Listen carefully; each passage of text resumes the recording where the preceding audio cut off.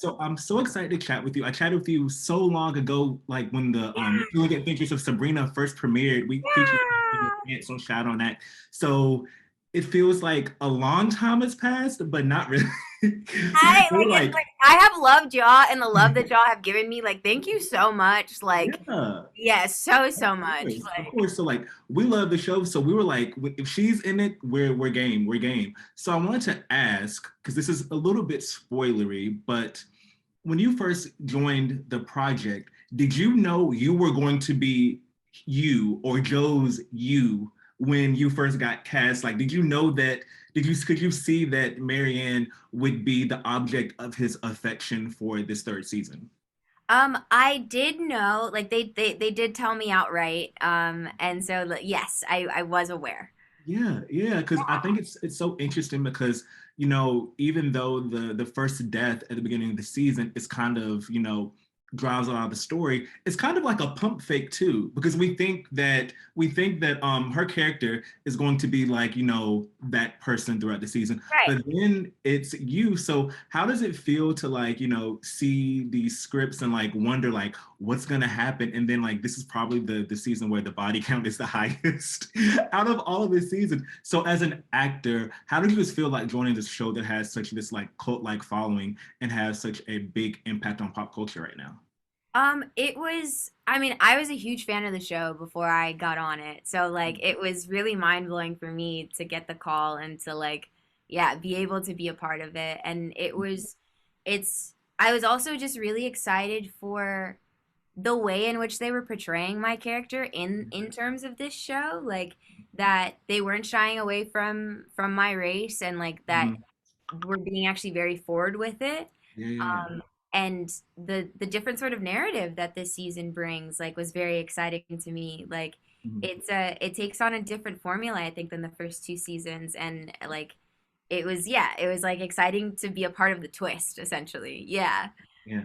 And truly, I got chills a little bit during this season when you were talking about the missing white woman syndrome, Mhm. because literally, like, it's like almost divine timing of the events that we're currently going through. And, Mhm. the Gabby Petito case, and literally as the days go on, so many women of color, people of color, Black people are, people speaking out about, this case wasn't covered, this person Right. is still missing. So as an actor, how does it feel to even have a moment like that where you see like, like it's been going on for so long, so we knew that, but to kind of have this interesting timing for your character and what your character believes in and is speaking about in the show actually being reflected in real life events too.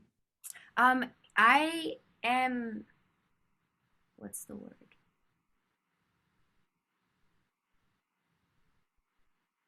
it it's very rewarding to be a to be a part of that and to make point on it, like Yeah. even before it became like so like timely relevant, like just the relevancy of it in general and the fact that I was like, yeah, I really like like thanks Sarah for this because I was like, yeah, let's freaking talk about it, like let's make it known, let's like not yeah, like this is not something that is new, this is not something that is like little. Like Mm-hmm. there's so many women that have just gone unnoticed, undiscovered. Like, and Yeah. so it's like, yeah, it was extremely rewarding to be a part of that and to make that uh, vocalize.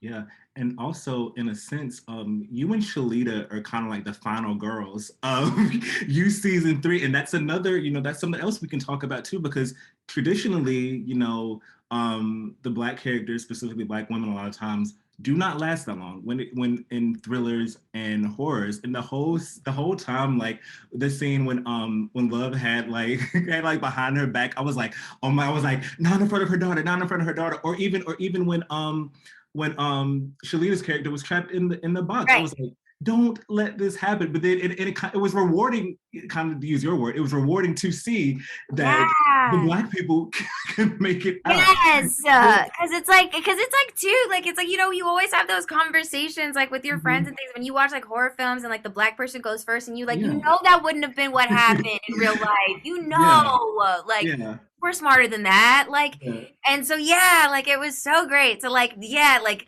especially like with Chalita, like you finding the key and everything. I was like, yes, yes. Yeah. Yeah, I like was so happy. I was so happy. But yeah. I know we don't have too much more time left, but one more question I have to ask. Uh, at the end of the season, we know that it is sort of like a kind of a cliffhanger of sorts, not as distinct of a cliffhanger as the past seasons, but we see that he is in search of you and kind of globetrotting, trying to figure out where you are. If the show were to come back for a new season, if you were to be a part of it, what would you think about that? And what are some places that you hope that Marianne could go? Because we learned a lot about her during the season, but I feel like there's so much more that we could explore with this character too. I feel that like and I well I would love to see her actually like be able to go back to France, go back to like her home country and like and where she wanted to go with her daughter and start her life there. Yeah. Um, and I would love to see her what it looks like for her to refine her own strength and Mm. to like especially with that last scene that she has with Love and like and realize like or not realizing but vocalizing like she knows her issue like she's drawn to toxic men she know like and where that comes from like as far as like her hard childhood the fact that she was in an abusive relationship like her drug addiction like yeah I want to see what a whole Marion looks like what a powerful strong Marion looks like which she still very much is Mhm. throughout the For season sure, for sure. but what it looks like for a strong Marion to have peace Yeah.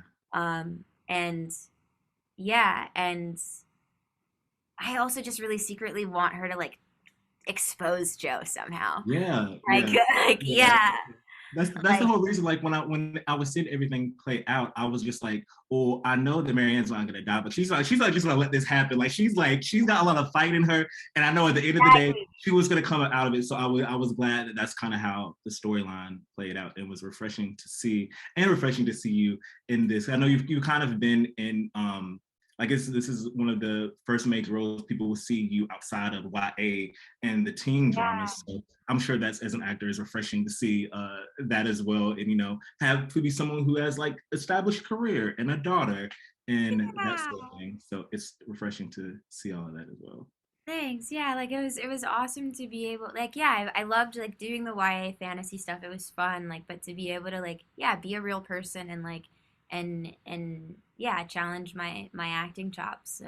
Yeah, Even more so in that way of learning how to relearning how to be grounded because of course mm, like Sabrina, the hundreds all like fantasy things yeah, that are happening sci-fi and so like yeah to like what is it like to be a grounded human in a normal world yeah. yeah yeah Of course, of course.